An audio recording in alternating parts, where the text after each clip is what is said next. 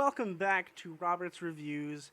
Today we're going to be continuing our MCU marathon with the 2011 film Thor. Now, to talk about Thor is going to be a little hard for me because Thor is my least favorite Avenger.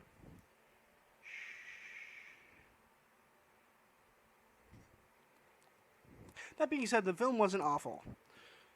It was directed by Kenneth Branagh and written by Ashley Miller, Zach Stenson, Don Payne, which is a lot of people writing one film. Which I understand collaboration and everything, but when it comes to films, I typically like to see one writer and one director. Also, preferably if they are all the same person, that'd be really cool. A lot of films are great that way. I understand it's a lot to put onto yourself, but it does make for usually a pretty phenomenal film. That being said, there are a lot of writers for a lot of films, but this film was okay. I didn't hate it. I didn't love it. Let's talk about the plot. Basically, Asgardian god Thor, god of lightning, basically gets banned from his, city of Asgard, which is actually an entire plane, which I'm not going to get into that yet. But he gets banished because he accidentally goes and fights these frost giants. And his father tells him not to, who's the king. And he disobeys him, so he gets kicked out. And he gets sent to Earth without his powers. So he's basically a mortal human. And he goes to look for his hammer called Mjolnir. Spelled, basically put every letter in the alphabet and condense it. And then it looks like Manar, but it's actually pronounced Mjolnir. Which is comically pronounced Mjolnir at some point in the film, which is really funny. I actually think it might have been The Dark World where it's mentioned like that. I don't remember. I think it's The Dark World. But anyway, this is the fourth movie in the MCU, and it's the first time we get to see Thor. Basically, when he's on Earth, his friends come to help him because this weird, robot guy comes to kill him. It's a really weird story, but that's really the whole film. It's really weird. It's really not my favorite. Let's talk about the directing. So the director of the film is really cool. I think that he did a really good job making it feel like they were actually gods. I mean, it was really cool. The costumes were amazing.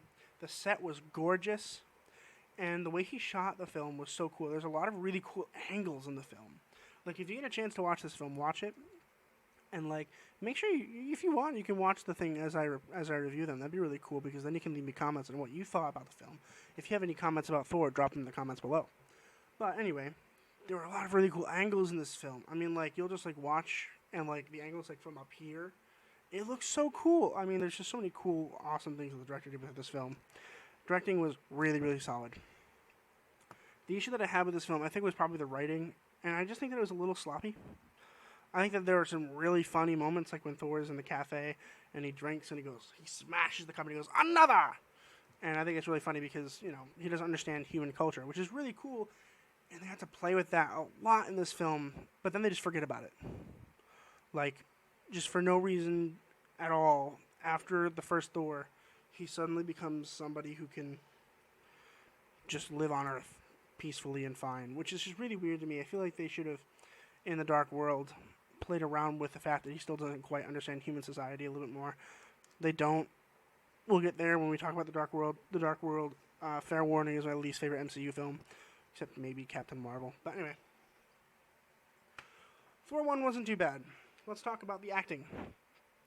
Chris Hemsworth as Thor. I mean, obviously, there's no way that anybody else could ever play Thor. He's hilarious. He looks great.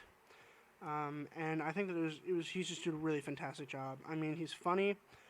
He's a really dynamic character because, there are times where he's like, "I'm a mighty Thor." But you also see this softness when he's talking to Jane. And you realize that he's falling in love with Jane. And you're like, "Aw, Jane's going to die really soon because she's mortal and you're immortal." Which his dad talks about, because his dad's like, "You shouldn't fall in love with mortals because they're going to die." But we don't get to see her that much anyway because of the fact that in the third movie she just doesn't exist. which we'll talk about Natalie Portman in a minute. But then apparently she just comes back, so that's really cool. Really excited. Natalie Portman is Jane. I don't love Natalie Portman. I think she's okay. I think that her acting is good. I'm not the biggest fan of Natalie Portman, particularly in this film. I think that she felt a little out of place in this film, which maybe is on purpose because she's immortal. She is amortal. She's not immortal. She is immortal. But I just think that she didn't quite fit the film very well, which is fine. Then nobody has to fit the film, but I feel like maybe they could have chosen. I think they would have done a better job if they chose an outsider. A lot of these big films choose to pick people who are, massively famous already to come in and take up their roles. Like, say, like, Fantastic Beasts and Where to Find Them. They're like, Johnny Depp, you want to play Grindelwald? And he's like, yeah, sure. That's a distraction. And to me, this is just a big distraction. I could not see her as Jane. I only saw her as Natalie Portman. And that's a big problem with big actors is they always take on these big films and then, you're always like, that's Natalie Portman, or like, that's The Rock, which also The Rock is supposedly, whatever, we're not talking about that. That's a different movie. Anyway. She did okay, then after The Dark World, she decides she's done, she leaves, and she doesn't come back, and then apparently she's coming back for the 4th Thor film. What? Like, you can't just leave the MCU and then come back. Who's allowing that? I want to talk to the person who's allowing that. Anthony Hopkins as Odin. Anthony Hopkins is great. He's a great actor. He's old, and he works really well as Odin. He just seems like he's so knowledgeable. Like, he probably rolled a D20 and got a natural 20 on his wisdom throw. I mean, he's just like crazy wisdom. He's like, he knows everything in the world. And Thor's like, you don't know anything, like a child. But he's great. I will talk more about Odin when we get to Thor Ragnarok, because I think that's where his character arc really takes a turn. But I think arguably the real star of this film, and I think everyone will agree with me, is Tom Hiddleston's Loki.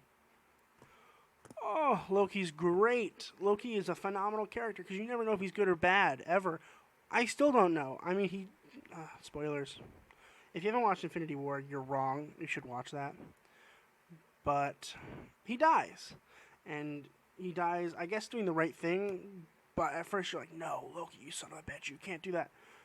You never really know if he's doing anything for the good or the bad. And I think arguably at every point, except maybe the Avengers movie, you kind of understand that maybe he's doing the right thing, maybe he's doing the wrong thing. But Tom Hiddleston is just so perfect for Loki. Wow, he's perfect. He's hilarious, he's funny, he's got a really good, evil sneer. I mean, really, it's just perfect. I think that Tom Hiddleston did a better job than Chris Hemsworth. And I'm really excited because Disney Plus will be releasing a TV show called Loki. And I'm really excited about it because we get to see more of Loki. That being said, I think he just travels back in time and visits weird events in history, but whatever. Regardless, more Tom Hiddleston. I'm happy. One quick little shout out about the acting was Stellan Skarsgård, who I watched. And so for those of you who don't know, he is Bill Skarsgård's father. And Bill Skarsgård played Pennywise in It, which you should watch because it's really good. I wouldn't watch it Chapter 2. Chapter 2 wasn't really great, but the first It was really solid. He also was in The Devil All the Time, which if you want to see that review, I'll put that in the description box below, hopefully if I remember. Make sure you check out that review and watch the film. I mean, that movie was just freaking phenomenal.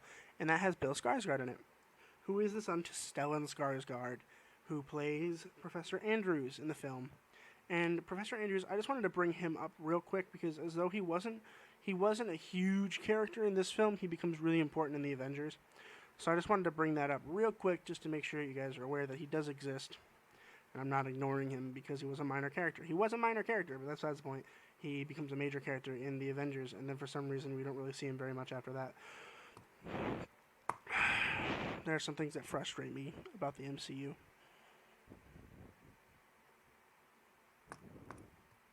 Anyway, for my movie rating, I'm going to give this film, and some people are going to be a little mad at me, and I don't even care, a C. Because I didn't like it that much. I think it was okay. I think that some of the action was good, but for the most part it was just a little slow, a little boring, a little long, and I wanted to see more Tom Hiddleston's Loki. because I love Loki, and I think he's great. Which they do listen to the fans because you see a lot more of him in the future. I mean, obviously with the Avengers, which we'll talk about in a few weeks. Gorgeous, love it, love it, love it, love to see it. But I am a little upset that I didn't get to see a good Thor film until Thor Ragnarok, which came out like a few years ago. This is 10 years ago, and I didn't like it. And it took, pretty much, 8 years to come up with a good Thor movie that I actually enjoyed. And that isn't to say that people aren't going to enjoy the first Thor, because, people like Thor. I think that they had some good points and some really good parts of the film. I just think that it was a little bit... The continuity was a little weird, because at some points you're like, oh, that's Thor, and at some point you're like, wow, he really doesn't know what's going on, even though he's a god. So, anyway, just keep in mind that you should still watch the film if you wanted to keep up with the MCU. It is an important film to watch. I mean, all these films are important to watch when they're in the MCU. This one just might take a little longer because you want to take little breaks because it's a little boring. Anyway, make sure you leave a comment down below if there's anything you want me to review, if there's anything you want to say about the film, if you wanted to leave a comment about what you thought about the film, that's really cool. I will be active in the discussions.